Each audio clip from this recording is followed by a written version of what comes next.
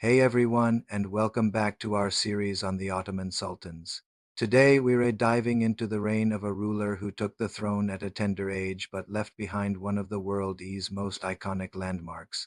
Ahmed I, his time as Sultan was short, just 14 years, but it was packed with dramatic changes that would reshape the empire for centuries to come. Ahmed ascended to the throne in 1603 when he was just 13 years old. Think about that for a second. At an age when most of us are just starting to figure out who we are, he was handed control of a massive, sprawling empire. This was a first in Ottoman history. No sultan had ever taken power so young.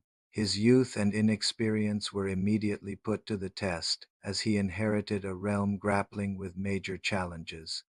The long and draining war with the Habsburgs in Hungary was still raging, and in the east the Safavid Empire was pushing back hard, reclaiming territories the Ottomans had previously won.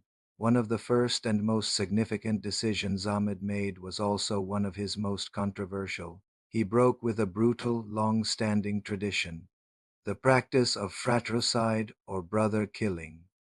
For over a century, new sultans had systematically eliminated their brothers to prevent any challenges to their rule.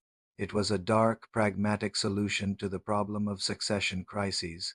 But Ahmad, perhaps because he himself was so young and had a younger brother named Mustafa, couldn't bring himself to continue it.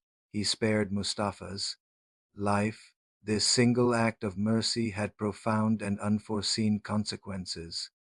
Instead of fratricide, the Ottomans adopted a new system of succession, seniority. From then on, the throne would pass to the oldest living male member of the dynasty, not necessarily the Sultan's son. To manage this, potential heirs, like Mustafa, were confined to a special part of the Topkapi Palace known as the cafes or the cage. This system prevented civil wars over succession, which was a huge plus. But it also created a new set of problems. Princes would spend decades in isolation, with no training in governance or military affairs. When their time came to rule, many were unprepared, mentally unstable, or simply out of touch with the world, leading to a decline in the quality of leadership in later generations. So, while Ahmed's decision was humane, it inadvertently contributed to the empire's long-term struggles. Now, let's talk about the thing Ahmed is most famous for, something that still defines the skyline of Istanbul today, the magnificent Blue Mosque, officially known as the Sultan Ahmed Mosque. This architectural marvel was Ahmed's grand project. He wanted to build a monument that would rival the Hagia Sophia, which stood right across. From it, construction began in 1609 and took 7 years to complete. It was an incredibly ambitious and expensive undertaking, especially since the empire was still fighting wars on two fronts. Why did he build it? Ahmed was a deeply pious man, and he wanted to leave a lasting legacy of his devotion to Islam. He also wanted to reassert Ottoman power and prestige after a series of military setbacks. The mosque was a statement. Its design is breathtaking, with its six towering minarets, a feature that was highly controversial at the time because only the Grand Mosque in Mecca had six. According to legend, the issue was resolved when Ahmed simply ordered a seventh minaret to be added to the one in Mecca. The interior is just as stunning, decorated with over 20,000 handmade blue Iznik tiles, which is how it got its popular name, the Blue Mosque. It was designed to be more than just a place of worship. It was a complex with a school, a hospital, a market, and a tomb for the Sultan himself. It stands today as a testament to Ahmed's vision and the incredible skill of Ottoman architects. However, the construction wasn't without its critics. Many in the court and among the public felt that the money should have been spent on the military. The empire was bleeding resources in the wars against the Habsburgs and Safavids.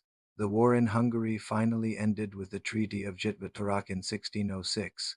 While it stopped the fighting, the treaty was seen by many as a blow to Ottoman pride. For the first time, the Ottomans had to recognize the Habsburg emperor as an equal. a significant shift in diplomatic protocol. Meanwhile, the war with Persia dragged on, resulting in major territorial losses for the Ottomans. On top of these external pressures, Ahmed's reign was marked by significant internal turmoil. The Chalali rebellions, which were widespread revolts in Anatolia, continued to plague the empire. These weren't just peasant uprisings. They were led by disgruntled provincial governors and disbanded soldiers. They caused immense chaos, disrupting tax collection, agriculture, and trade. The government in Istanbul struggled to contain them, and the brutal methods used by Grand Vizier Kuyukum Murad Pasha, known as the well digger for how he disposed of rebels, only highlighted the instability of the era. The state's authority was being seriously challenged from within. Despite his piety and his grand building project, Ahmed's personal involvement in governing was inconsistent. He was known to be impulsive and easily influenced by his advisors and the women of the harem, especially his powerful wife, Sem Sultan.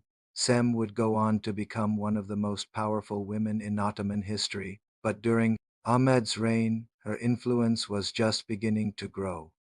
This reliance on others, combined with the ongoing crises, meant that political stability was often elusive. Policies could change on a whim, and grand viziers were frequently hired and fired.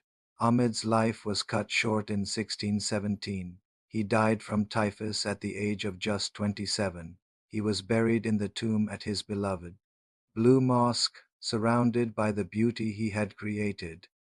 His reign is a fascinating study in contrasts. He was a pious builder who gave the world an architectural masterpiece, but also a ruler who presided over military defeats and internal chaos. He was a humane sultan who ended a brutal tradition, but in doing so, he set the stage for future problems of weak leadership. Ahmed I's legacy is complex. He marks a turning point in Ottoman history.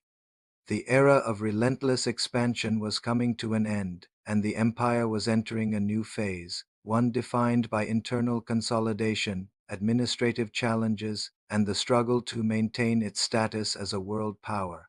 The Blue Mosque stands as a beautiful symbol of his ambition, but the political instability and the flawed new succession system were also part of the inheritance he left behind.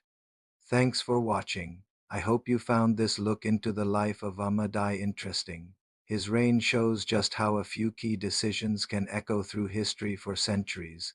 If you enjoyed this video, don't forget to like, share, and subscribe for more stories from the Ottoman Empire. We'll see you in the next one.